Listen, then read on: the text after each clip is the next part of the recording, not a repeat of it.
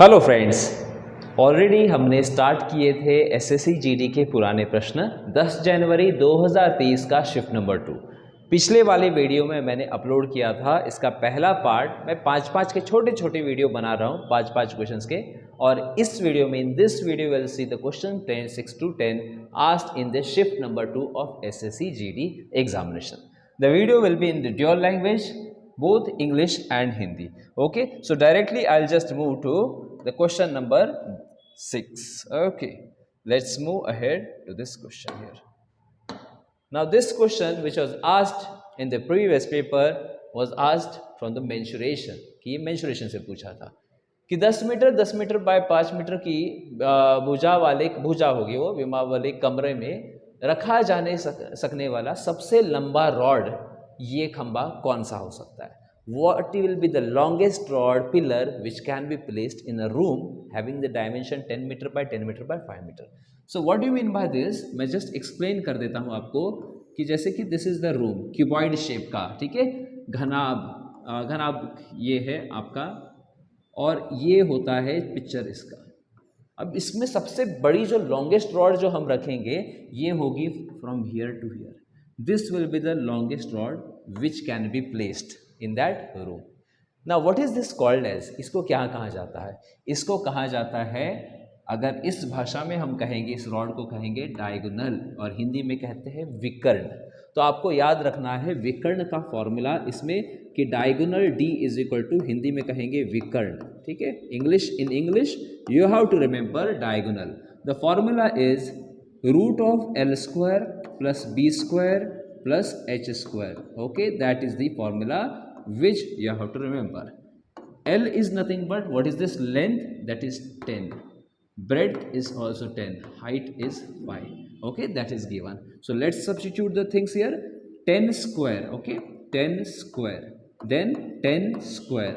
Then height, that is 5 square. When you just simplify this, 10 tens is 100. 10 tens is 100. मैं ये class beginner level students के लिए भी useful हो सकेगा, इसलिए मैं इसे धीरे धीरे पढ़ा रहा हूँ, ठीक है। So that will be helpful for both beginner and other students. 100 plus 100 and 5 5 is 25. So when we add this 100 plus 100 200, 200 plus 25 is root of 225 and square root of 225 यह कितना होता है? ये होता है 15। तो 15 मीटर वाली लंबी रॉड लगेगी। ऑप्शन नंबर 2 ये होगा हमारा आंसर इस क्वेश्चन का। देखो बहुत इजी क्वेश्चंस भी आते हैं एसएससी जीडी वाले पेपर में, ऐसा मत समझिए कि टफ क्वेश्चन ही आएंगे। So like this easy questions are also there which you can do 100% you will get the marks. Moving ahead to another question. एक डीलर ने अपने माल पर क्रय मूल्य से 15% अधिक अंकित करता है, मतलब he is raising his price, okay, 15% more than the CP, and after that he is giving a discount of 20%। फिर उसने 20% की छूट दी। तो यहाँ पे बताना है कि उसको अगर लॉस हुआ होगा शॉपकीपर को, वो लॉस कितने का है, कि what will be the loss percent. देखो यहाँ पर सबसे पहले हम लिखेंगे cost price, mark price, and उसके बाद में क्या करेंगे, सीपी, एमपी, एंड नेक्स्ट आएगा विक्रय मूल्य, सेलिंग प्राइस। हिंदी में इसको कहेंगे क्रय, इसको कहेंगे अंकित, और इसे कहेंगे अंकित मूल्य, और इसे कहेंगे विक्रय मूल्य, विक्रय मूल्य। आई होप ये चीज़ें आपको दिखाई दे रही होंगी। हाँ, सीपी को देखो यहाँ पे हमें पता नहीं कि सीपी कितना है, क्रय मूल्य कितने का खरीदा है, हम इसे लेंगे 100। हमें एक पकड़ के चलना है कि 100 रुपये की वस्तु होगी। दुकानदार क्या कर रहा है, what is he doing, he is increasing the price by how much, 15% more. So let's increase this by 15%। 100 will become how much, 115, 115 होगा, 115।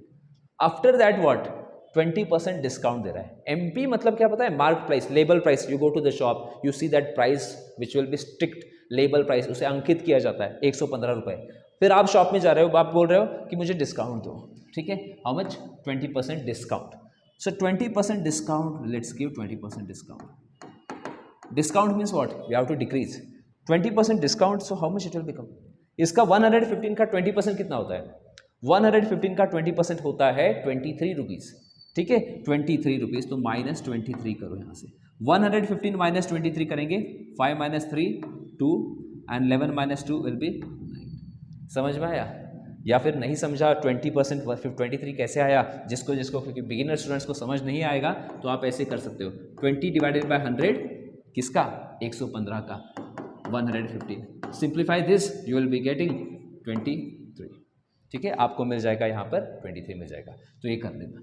अब जरा सा देखिए समझिए, 100 रुपये की वस्तु MRP कितने 115 हो गया, after that selling prices 92, how much decrease हुआ है 100 से लेकर final output 92, how much it is come कितना हुआ है 8, तो दुकानदार को 8% का क्या हुआ लॉस हुआ, क्योंकि 100 की वस्तु उसने सेल की कितने में 92 में, सो 8% loss the shopkeeper is getting, दुकानदार को 8% की हानि हो गई है। तो आपको जो प्रॉफिट लाभ या हानि देखनी है वो हमेशा CP से SP के बीच में देखो 8%, discount is always between MP to SP। I hope you understood 8%, so option number 2 is the answer for the question. I hope you understood this as well. ठीक है, ये चीज़ें याद रखें यहाँ पर। आगे की तरफ नेक्स्ट क्वेश्चन, अगेन ये परसेंटेज पे का क्वेश्चन पूछा है। यहाँ पे एक संख्या 350 में 20%, एक संख्या है जो कि 350 350 है, 20% बढ़ा रहे हैं, आफ्टर दैट 20% कम कर रहे हैं, तो इस प्रकार बनने वाली नई संख्या क्या होगी, इंक्रीज कर रहे हैं बाद में डिक्रीज कर रहे हैं, what will be the new number form, ये आपको बताना है। देखो इस क्वेश्चन को कैसे किया जा सकता है, ठीक है, तो थोड़ा सा मैं इसे ज़रा छोटा कर देता हूँ। देखो आप 100 मेथड से भी कर सकते हो या फिर डायरेक्टली 350 में 20% डिक्रीज विक्रीज करके भी कर सकते हो। मैं आपको एक मेथड बढ़िया सा सिखाता हूँ, इसको कैसे करना है, ठीक है। You can consider this method 1 what ever जो भी है। Method 1, right the initial quantity, initial is how much 350, ठीक है 350, सक्सेस ही हो रहा है, एक बार इंक्रीज कर रहे हैं एक बार डिक्रीज कर रहे हैं, once we are increasing then we are decreasing. So what you do in this case, whenever there is a chain, write 100 2 times. Why I have written 100 2 times? Because there is 2 time percentage change. First percentage is increasing by 20%. 20% increase. So increase 20 on this. 100 पर 20 बढ़ाओ, ये आएगा 120। अब उसके बाद क्या हुआ, 25% decrease हुआ। 25% डिक्रीज का मतलब क्या है, 100 से 25 कम कितना हो जाएगा 75। डिक्रीज बोला तो 100 में 25 को घटाना है, इंक्रीज बोला तो 100 में 20 को बढ़ाना है, बस इतना ही याद रखिए, सिंपल सा, ठीक है। अब जीरोज को कट करेंगे, 0 0 0 0 कैंसर, 25 का टेबल सबको आता है, 25 3 जा और 25 4 जा, हो गया काम खत्म, 4 1 जा 4, 4 3 जा 12, मल्टीप्लाई करो 3 3 जा 9 हो गया, और बाद में मल्टीप्लाइड बाय 35, और 35 9 जा जब आप करोगे 9 5 जा 45, 9 3 जा 27 और ये 31, 315 रुपये का ये होगा आपका article 315 rupees. I hope you understood this as well. Another method is what, take 350 increase 20%, that is 70 rupees, 20% कितना होगा 350 का 70 रुपये, 70 रुपये बढ़ा दो 350 से 420 हो जाएगा, 420 में फिर से 25% डिस्काउंट दे दो, 420 का 25% कितना होता है 210 का आधा 100, 210 का आ जाएगा 105 रुपया, 105 रुपये वापस कम करो, आपका आंसर आ जाएगा 315। आई होप ये भी आप कर सकते हो मेथड नंबर 2। चलिए आगे की तरफ नवा सवाल, ए और बी एक काम को टाइम एंड वर्क का क्वेश्चन है, अलग अलग क्रमशः 10 दिन और 15 दिन में करते हैं। चलिए आई होप आपने बेसिक तो चेक किया होगा, तो चलिए सीधे इस क्वेश्चन की तरफ, ठीक है ना। बेसिक कॉन्सेप्ट सभी का होना चाहिए, क्योंकि ये सारे क्वेश्चंस और बेसिक अगर आपको देखना है, मैंने पहले भी थोड़े बहुत छोटे वीडियोस बनाए हैं, आप वहाँ पे चेक कर सकते हो, ठीक है। सो जो हमारी कोचिंग का नाम है बेसिकली यहाँ पे बेलगाम में चलती है कर्नाटका कोचिंग सेंटर, अलग अलग सेंट्रल गवर्नमेंट वाली एग्जामिनेशंस, यहाँ पर बहुत सारे एग्जाम्स, हमारे स्टूडेंट्स भी सिलेक्शन हुए, both Kannada medium separate classes, कन्नड़ದಲ್ಲಿ सेपरेट स्टूडेंट्स के क्लासेस ಮಾಡ್ತೇವೆ ನಾವು, ಮತ್ತು हिंदी मीडियमಗೆ सेपरेट, हिंदी मतलब मराठी एरियाजके स्टुडंट्स आहे त्यांच्यासाठी आपण मराठीमध्ये वेगळं क्लास घेतो इथं। चला हे बघूया, यह देखेंगे हम सवाल, ए और बी एक काम को अलग अलग, चलिए अलग अलग मैं थोड़ा यहाँ से लिख देता हूँ क्वेश्चन को बेसिकली उधर कर देंगे शिफ्ट, क्योंकि थोड़ा सा ज़रा बड़ा स्पेस लग जाएगा इसको। ए 10 दिन में कार्य करता है, हाँ, बी 15 दिन में कार्य पूरा करता है, ये दो लोग हैं। तो टाइम एंड वर्क में आपको पता है कि सबसे पहले 10 और 15 का क्या लेना है, एलसीएम लेना है। एलसीएम मतलब क्या, टोटल वर्क। 10 और 15 का एलसीएम कितना है 30, ठीक है। तो same thing 10 into which number is 30, 10 3 जा 30, 15 इंटू 2, 15 2 जा 30। चलिए ये आपको आई होप समझ में आए। क्वेश्चन पे फोकस करो, अगर नहीं दिख रहा है तो थोड़ा सा जूम कर लेना, मैंने छोटा किया है क्वेश्चन। बी अकेले 3 दिन कार्य करता है, अकेला 3 दिन काम करेगा, कौन? बी। देखो एक दिन का काम क्या है, 1 डे वर्क, 1 डे का जो वर्क है, ए का काम कितना है? 3 है। ए एक दिन में 3 यूनिट काम करता है, कि 3 वो लड्डू बनाता है, समझो 30 लड्डू बनाने हैं, एक दिन में ए कितने लड्डू बना रहा है? 3 लड्डू बना रहा है। तो क्या बोला है? बी अकेले 3 दिन कार्य करता है। अच्छा, पहले बी काम कर रहा है, sorry, B is working first. B is making how many laddoos? 2 laddoos he is making daily. So in 3 days, okay, in 3 days में बी कितना बनेगा लड्डू? एक दिन में 2, सो इन 3 डेज 3 2 जा 6 यूनिट्स। 6 यूनिट, 6 लड्डू किसने बनाए? बी ने बनाए। अब काम कितना बचा है? शेष काम कितना है? शेष, English medium, remaining work, remaining work. What was the total work? 30 units. How much work is done? 6 unit is done. So 30 minus 6, 30 minus 6, how much? 24। सो 24 यूनिट्स इज रिमेनिंग, 24 यूनिट बचा हुआ है। Now who has to do this work of 24 units? Obviously in how many days A will complete the remaining work? A को ये कार्य करना पड़ेगा। कौन सा कार्य? 24 यूनिट। अब ए पर नजर डालो, ए एक दिन में कितना काम करता है? 3 काम करता है, तो 24 करने को उसको कितना टाइम लगेगा? तो याद रखिए, टाइमिंग निकालने के लिए क्या करना है? कार्य को एफिशिएंसी से भाग करना है। Work divided by efficiency. What is work? Now this is the work, okay, and efficiency, was efficiency, किसकी एफिशिएंसी? एफिशिएंसी मतलब एक दिन का कार्य, किसकी एफिशिएंसी? जिसका क्वेश्चन पूछा है। Whose efficiency? As efficiency. A की एफिशिएंसी है 3। 24 डिवाइडेड बाय 3, 3 1 जा 3, 3 8 जा 24, 8 डेज। तो option number C, that is option number 3, 8 days will be the answer for the question. So B, A can do the remaining work in 8 days. What is the total time taken? अगर पूछा है कि पूरा कार्य करने के लिए कितना समय लगा? 8 दिन ये वाले, और स्टार्टिंग के 3 days, 8 + 3 11 days। आई होप ये चीज़ भी आपको समझ में आ रही है, ठीक है। अगर वीडियो अच्छी लग रही है, समझ में आ रहा हो, तो ज़रूर लाइक कीजिएगा, और ज़रूर आप कमेंट करके अपने अपने कमेंट्स बता सकते हो। You can share your opinions, okay.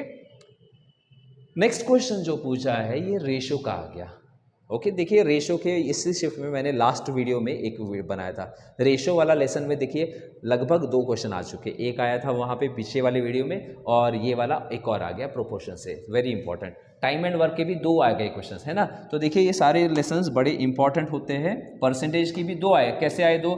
एक तो प्रॉफिट एंड लॉस से आ गया, ठीक है, एक इससे आ गया।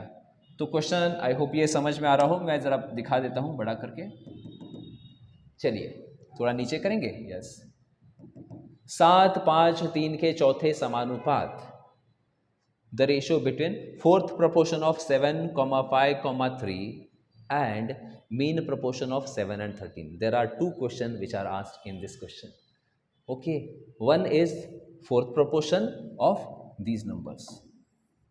What is the fourth proportion of these number? Second question is mean proportion of this, मध्य अनुपात किसका? 7 और 13 का। उसके बाद में क्या करना है? इन दोनों के बीच में क्या लगाना है? Ratio. We have to find the ratio of this 2। How to do? First will find the fourth proportion. Fourth proportion, चौथा प्रोपोर्शन, अगर आपने first, second proportion, third proportion, fourth proportion सीखा है तो आपको पता होना चाहिए A/B, C/D। इसमें जो D होता है इसी को कहते हैं फोर्थ प्रोपोर्शन। और अगर आपको फॉर्मूला की तरह से आपने याद रखा है इसे, आप वैसे भी कर सकते हो। अलग अलग तरीके होते हैं, फॉर्मूले के हिसाब से अगर आप कर रहे हो तो इसका फॉर्मूला हो जाएगा। चलो मैं दिखाई देता हूँ, आप कंफ्यूज हो जाओगे थोड़े बच्चे, कैसे क्या किया। इसको इससे गुना करो, A × D बराबर B × C, ठीक है। हमें D ढूंढना है, D ढूंढना है तो ये जो फॉर्मूला बन जाता है D का, वो हो जाता है B × C / A, ठीक है, B × C / A। तो let's write D is nothing but B × C / A, ठीक है। सो दिस इज A, ये 7, 5 और 3 में this is A, this is B, this is C। Let's substitute. B कितना है? 5, C is how much? 3 divided by A 7। 5 3 is 15, हमने लिखा 15 upon 7। Now this is what we are getting, 15 divided by 7 is the fourth proportion.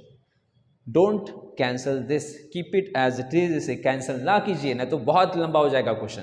15/7, ये एक काम खत्म हुआ। दूसरा काम क्या करना है आपको? दूसरा करना है मीन प्रोपोर्शन निकालना है।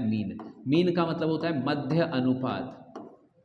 इसका भी एक फॉर्मूला अगर आप याद रख सकते हो, ABC में जो मीन प्रोपोर्शन होता है B, इसका जो फॉर्मूला है वो √A इंटू सी है। बेसिक कॉन्सेप्ट से भी कर सकते हो, A/B, B/C, ऑलरेडी मैंने एक्सप्लेन किए हैं मेरे रेशो वाले यूनिट्स में, लेसन्स में। I have explain it. What is A in this? This is A and this is C। So let's write 7 multiplied by 13।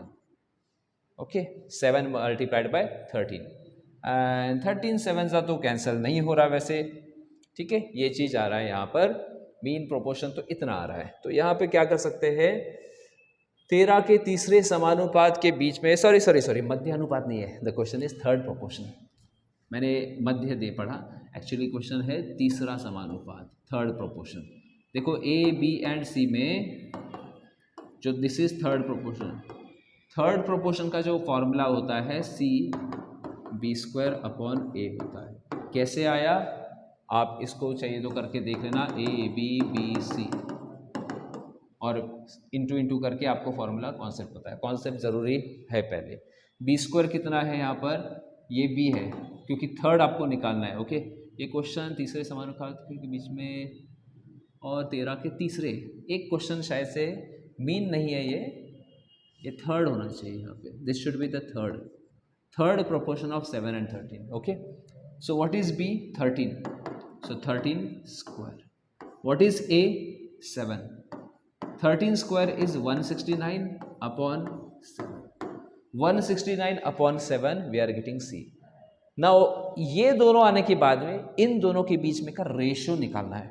Okay, थोड़ा सा हम इसे और ऊपर करेंगे। So ratio between this and this, 15/7 ratio 169/7। What is the ratio of this and this? 7 and 7 is getting cancel हो चुके हैं वो लोग। अब 15 और इसको कैंसिल करना है। 3 का टेबल मैं यूज़ करता हूँ, 3 5 15, 3 5 15, एक बचेगा, नहीं जा रहा, सॉरी 3 से नहीं जा रहा, ओके सॉरी, ये 15 शायद से यही ऑप्शन में आंसर है। ये 15/169 यहाँ पे है ऑलरेडी आंसर, तो इसको सिंप्लीफाई नहीं करना है और होगा भी नहीं। 15/169 answer for the question option number 3, that's the answer for the question. I hope this also you understood, ठीक है। So this was the question number this. In the next part I will upload 11 to 15, so keep watching and subscribe the channel अगर आपने नहीं किया हो। Thank you friends.